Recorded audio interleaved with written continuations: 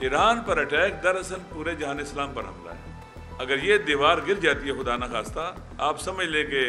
کبھی بھی shift of power from west to east کا خواب شرمندہ تعبیر نہیں ہوگا۔ ابھی آپ دیکھ لیں ہمارے بہت سے اسلامی ممالک ہیں جن کے تو امریکہ کے فوجی اڈے ہیں، ان کی جرت نہیں ہے کہ وہ کہ ختم ہو اٹھا کے چلے جاؤ یہاں سے۔ ایک رکاوٹ ہے جمہوری اسلامی ایران، یہ رکاوٹ اگر ڈھہ جائے تو سمجھ لیں کہ پورے کا پورا خطہ آپ بنائے حرمت سے لے کر باب المندب تک سارے کے سارے انرجی کے آئل کے ذخائر ان کے قبضے میں چلے جائیں گے۔ وہ مکہ تک جانا چاہتے ہیں، وہ مدینہ تک جانا چاہتے ہیں، وہ خیبر واپس لینا چاہتے ہیں، وہ یہودیوں کے علاقے واپس لینا چاہتے ہیں۔ اگر سٹینڈ نہیں لیتے تو ان مشاہد سید نے بھی کہا ہے کہ پھر اسرائیل کا بارڈر جو ہے نا پاکستان تک آ جائے گا۔ امریکہ سب سے بڑا شیطان ہے۔ خدا نے قرآن میں کہا کہ یہ یہود و نصارہ تمہارے دوست نہیں ہو سکتے، ان سے دور رہو۔ آپ اٹیک کرتے ہیں ان انسٹالیشنز کے اوپر اور IAEA کوئی نہیں بولتا، یونائٹڈ نیشن کوئی نہیں بولتی، خاموشی ہے، حتیٰ مذمت نہیں کرتے اس کی۔ جب وہ خود ناکام ہو جاتا ہے اور اس کے بعد امریکہ سے کہتا ہے کہ آپ آ جائیں، پھر امریکہ اللیگلی ڈونلڈ ٹرمپ سے وہ فائدہ اٹھاتا ہے نتن یاہو، چونکہ اسے پتہ ہے کہ ایک دیوانہ قسم کا آدمی ہے، یہ قانون کو کچھ نہیں اہمیت دیتا، لا قانونیت کو رواج دیتا ہے، بدماش ٹائپ آدمی ہے، یہ نہ اپنی کانگریس سے پوچھتا ہے نہ کسی کی پرواہ نہیں کرتا ہے۔ بہترین آدمی یہ سے استفادہ کریں۔ یوں لگتا ہے کہ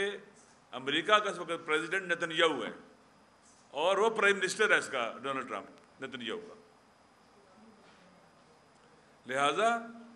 غیر قانونی یونائٹڈ نیشن کا رکن ملک ہے جمہوری اسلامی ایران، اس پر اٹیک ہوتا ہے۔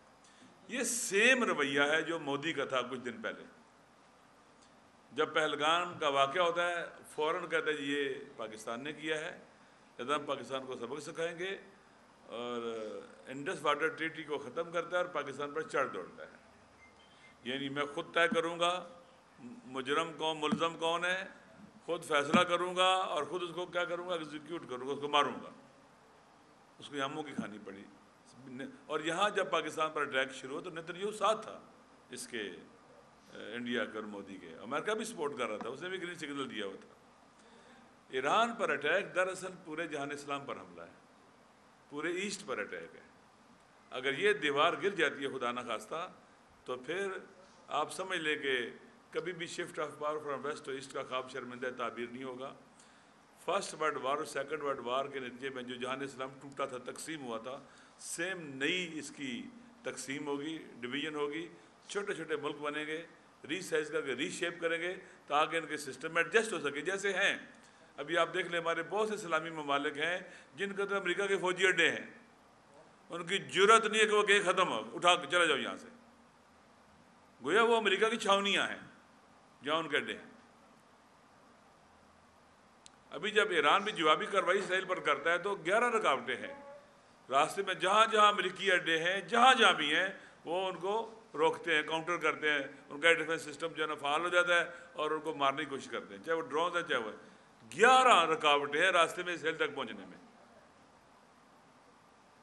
پوری نیٹو فورسز استعمال ہو رہی ہیں، برطانیہ ہے، فرانس ہے، جرمنی ہے، باقی ممالک ہیں، اور یہ جو مسلمان ممالک میں جہاں امریکہ کی چھاونیاں بنی ہوئی ہیں وہاں سے بھی روکا جا رہا ہے کہ کسی طرح سے اسرائیل بچ جائے، اس کو اٹیک نہ ہو، وہ بے شک اٹیک کرتا رہے، اور وہ جب اٹیک کرتا ہے انہی ممالک کے حدود سے گزر کے آتا ہے، اس کو کوئی رکاوٹ نہیں ہے۔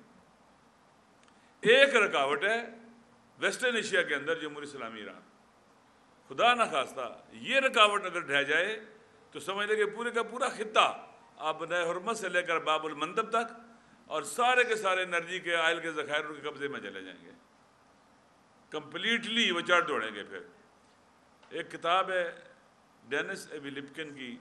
ریٹرن ٹو مکہ، ایک سیونسٹ رائٹر ہے، اس نے لکھی ہے،